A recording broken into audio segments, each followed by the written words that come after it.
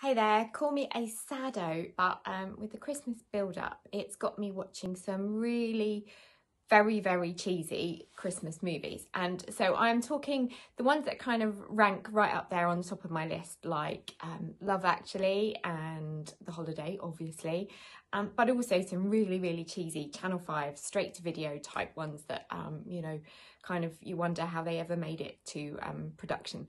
But actually, I find myself really absorbed in them because they're always cheesy rom-coms, or they've got kind of some sweet sentiment in them, and they're a good way to kill an hour and a half while you're, I don't know, wrapping Christmas presents or writing cards or something. And do you know what? It's also a really nice reminder that these days I can sit in front of a film that is just utter mind chewing gum, if you want to call it that. It's just, and it's a nothing, but it's perfectly relaxing, and it doesn't see me needing to run away and needing to go and walk or run or do anything that uses calories. I can just chill in front of a TV, and that's just a really nice feeling.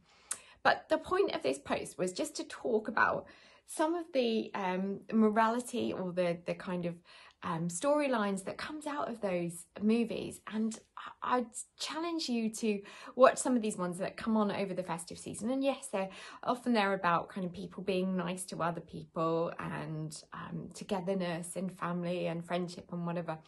But several of the ones that I've watched lately, which often, by the way, have the same actors and actresses in, and probably if I read the end credits, probably do say are written by the same person.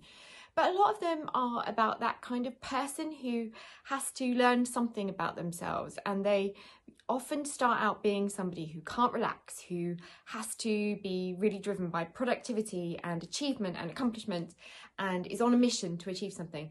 And then through the course of this very cheesy film, usually because they fall in love or meet somebody or get on a kind of journey with a Ebenezer Scrooge type character and whatever, they find a way to recognise that actually they haven't been living a very rewarding and satisfying life that gladdens their soul and their heart.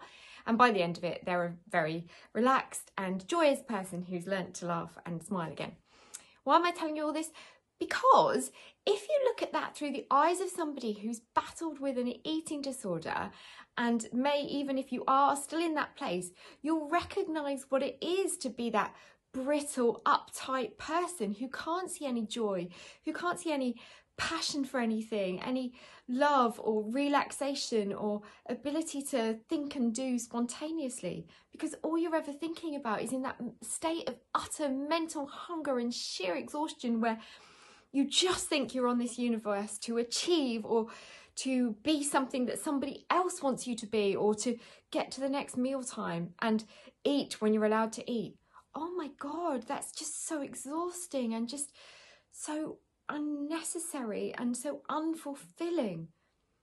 So, moral of my story in asking you to, yes, please kick your shoes off and grab some popcorn and a box of Maltesers and watch some of these movies, is because there is something in that. There is something in being able to learn to smile, learn to relax, and learn to just be rather than do. We aren't put on this earth to look a certain way, do a certain thing, achieve a certain milestone.